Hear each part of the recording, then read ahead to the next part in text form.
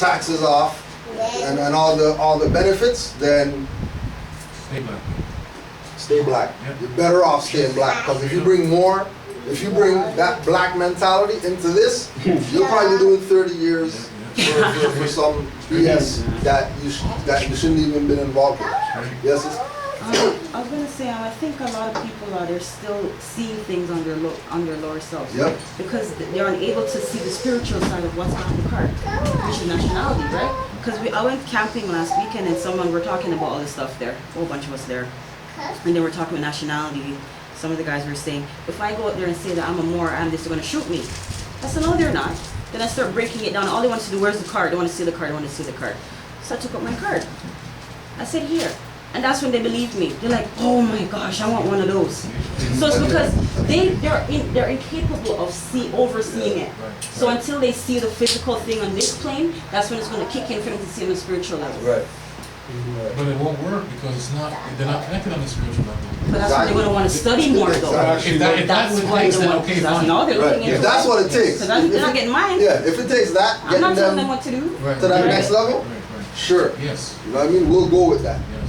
If it's taken, but if that's allowing them to be in a stagnant place or a passive place where, you know what I mean? Because, you know, the whole all Moors are active is also spiritual. You know what I mean? Like you have to be in a grounded place if you're gonna say, let me write a writ to whoever, right? Of course. So actually, for example, Brother Gohanako El again, I have received this correspondence from the National Defense, from the National Defense after I sent to the minister, after I sent to its minister my paperwork, name correction and judicial notice.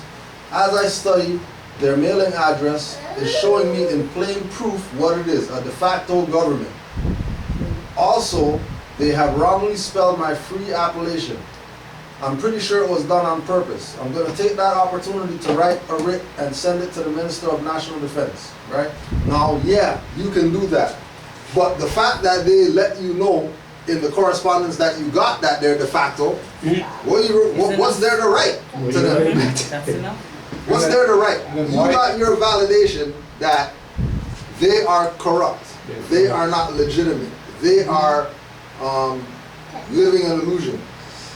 Right? They are in name only. So if they're addressing you in name only, and they're admitting that they're addressing you in name only, that now just becomes your evidence that they're in name only. And it's nothing to say to them anymore, especially if it's just something that you're putting them on notice. And when you put them on notice, their correspondence or response to you is really for them to give the illusion that they answered you. So it's not that fraudulent. You know what I mean? Like so if you send them your nationality papers to let them know that, you know, I'm just like putting you guys on notice that I'm national, right? Their only response should be, thank you, received your stuff, you know what I mean, Mr. whatever national name that you are, and then that's it. Now, the brother got a response from them, not in the slave name that they have him in the system as. They responded to him in his free national name. What's that? Let him know That they recognize Moors. Yes. What everybody said, well, I don't know how to be a Moor. Do the Europeans recognize? Does Canada government recognize? Well, brother got a letter from the Ministry of National Defense. That's federal government, so-called, that wrote him back in the name that's not on the birth certificate. And then the stuff that he sent them was addressing the fact that, you know, I'm not the name on the birth certificate. You guys can't call me by that name. I changed my name to this name. And then they write you back something in the name that you tell them that you changed it to. Then obviously your papers are legit. The flags and stuff that you got on the papers are legit. They recognize the signature. The seal that you put on there, that's legit. The fact that you said Ontario Territory, not ON, is legit. The fact that you said Canaanland, the fact that you put the brackets over or around the postal code, and then you put non-citizen and all that stuff, and they still wrote back to you, I think they recognize. But no, you know, that might be that one office. Because somebody else's office is going to send you back something. Well, the legal department didn't say that. We need to go double check and triple check to make sure if this is really whatever. You know what I mean? But all those things are just, distractions to get you to think that you're not there. You haven't made it. You didn't proclaim that you're a Moor yet because, Kevin Trudeau didn't write back to you. Until he writes back, oh, you can't say that you're a Moor. That's BS. He's a private corporate officer. Has nothing to do with government, has nothing to do with a ministerial position as a prime of anything. He's just another man in a seat pretending to be in an authoritative position that he does not have because he's a foreigner here. No different than if all the so-called Asiatics in Quebec wake up, all those Frenchies need to go back to France with their sovereignty. Because ain't no Quebec sovereignty in land that's not French people's land. They want that French-speaking sovereignty, French-only signs and stuff. You guys need to take that stuff back to France. And if they're doing it here, they're doing it under force of arms. They're doing it because they killed 5 million Indians or whatever like that. And people are like, well, these guys killed Indians and shit. Like, you know what I mean? We're not going to go messing around with them or whatever. They killed buffalo. If they're going to go far to kill a buffalo just to get water access, take it over, get the hides, sell the hides under the guise of, we're traversing, the Bay of Hudson or whatever. Then 20 years later, they got a store called that, making $50 billion a year or whatever. And nobody's not putting together that. Hold on a second. The Bay store, they sell clothes or whatever. Then Hudson's Bay, where they kill all the buffaloes that the Indians used to use to make clothes. They know how to put it together? That these guys are corporate juggernauts. And their only thing is about money and blood, because they're vampires. That's what they're down with. Any way they can get it. Monarchy? Huh? Yeah. A government in which the supreme power is vested in a single person. Alright? So, a government where The government in which the supreme power is vested in a single person.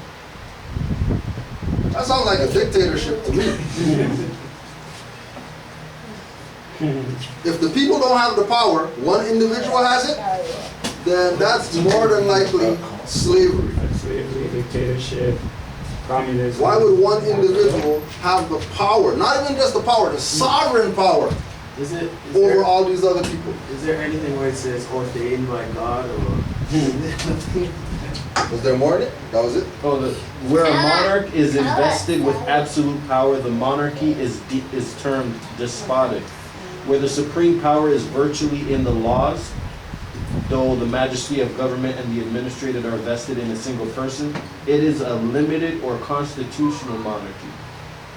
It is hereditary, where the regal power descends immediately from the possessor to the next heir by blood, as in England, or elective, as was formerly the case in Poland.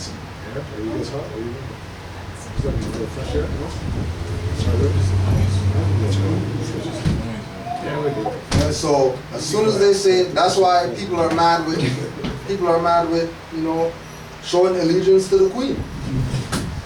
Why are we showing allegiance to some lady who we don't even see her? We can't even call her and say, yo, Queen, what's up? Like, we got issues or whatever like that. We're gonna show allegiance to her? We talked about that yesterday when we spoke on you have your independence from it. All right. Right. So then move away all from the it. Caribbean people, all the Caribbean islands or You whatever, don't like they're her, okay, independent. good. Give her back everything that she gave you, and then bounce. So why are you still using what she gave you? Right. Well, you see, I thought about it, Yeah. and I think what happened was initially they sort of instituted their will by force. What we know is that we can't keep a people dominated by force for too long, in my mind, because sooner or later people start to, sort of revolt. So what you can do is if, like, and this is what the prophet or even Talar talks about, if you can step back behind the scenes, you can show everything like a puppet master, and that's exactly what's happened. Right. The Queen and all those people are given that because they're in control of the money. But like the Rothschilds said, we don't care about what your allegiance is. If you get control of your economy, we got you. We got you. So that's what's really going on. And what's happening now is because we've woken up, the Queen now is starting to separate herself even contractually from that stuff. And her face on the money. Yeah. That's why they're getting her face off that money. Yeah. Because sooner or later, when that SHIT hits the fan, she's going to be involved in the Clarefield Doctrine, which is having so-called currency, which has no backing. Right? So But you that's have, what's and that's but what's you have going to to separate yourself from the whole shebang. Like you can't say, well, I don't want your help, I don't want this, I don't want that, but But then you go into their school. I'll still use your name. No, and I'm agreeing with you, but that's what I'm saying, that what they've done is they gave them enough time through force to be able to institute everything, so now Yeah. they're entrenched in everything. So you can't really, you really have to separate from the whole. Exactly. Right. Right? You can't just- And that's where the whole nationality aspect comes in. Yeah. That's right. That when you say I'm a Moor, you detach From all of that other from stuff. all that other things that are against universal law, natural law, Positive law. positive law, jurisprudence, constitutional law, human rights, Treaty of peace and friendship. treaties and obligations and things like that created this illusion that we're caught up in, not the illusion. Which is really the illusion that's on paper. Which is really the illusion on paper. Which is once we can get around that illusion on paper, which is what all of us are being held to, which is really what's all holding us all, which is this paper, which is nonsense. We can step beyond that, and that's why we've been told to reserve our rights. Because at any time we touch them contractually, we're telling you that we are protecting ourselves and we're also going to be seeking protection through nationality, Whatever principles. means, whatever we see fit, right. So it's the concept of the nationality declaration is to make sure that first you yourself are grounded and connected to your ancestors through your own vine and fig tree. So you're grounded, because that's what it is. Like your own, everybody returning to their own vine and fig tree, right? If you're returning to your own vine and fig tree, that means you're returning to your roots. By returning to your roots, by connecting yourself completely to who you are, now it's to get with other people who are on that same mentality as yourself. And then once you have those people, then you create a body politic. But the body politic better not be people who are classified Negro, black, colored, or whatever like that, think that they got rights, or assume that because they pray to whoever, that, oh yeah, that makes them whatever. No, you better have made a proclamation or a declaration to these colonists out here to let them know who you are. And if you haven't done that, then you're still their ward, and they can come get you, do whatever they want to you anytime that they see fit. Which is what the pattern is when they deal with our people. And then everybody's gonna bring up, well, the Moor got whatever. Well, if The big part of that is 20 Asiatics get killed and one Moor got killed, I'm still riding with the fact that I'm a Moor. I'm not changing tune. Just like we were saying, if somebody says, look at the brother who got killed, right? Huh? in Ottawa. I'm not in Ottawa, Right? right? Some police BS. Beat him, right? They beat him. Yeah. Some. No, they didn't beat him. They shot him. They shot him. He was looking after a. I thought this was the one where he was looking after an autistic patient. No. That was not. That was in the States. That was Georgia. Yeah. But the brother was Somalian. Right? And then whatever, he got killed by police or whatever. And you don't hear Somalians talking about, I don't want to be Somalian because cops killed a Somalian, they don't recognize Somalian nationality. You don't hear talk like that. It's not like that. This was the one where he was in I thought this was the one where he was in a cafe and he had a few little Yeah, he has mental some- problems. he has some What was mental happening was issues. he touched a female. Oh, They yeah. complained. The cops came because he had these mental issues. He I wasn't guess they weren't responding able to the- to talk to them, and they beat him about his head with the bats.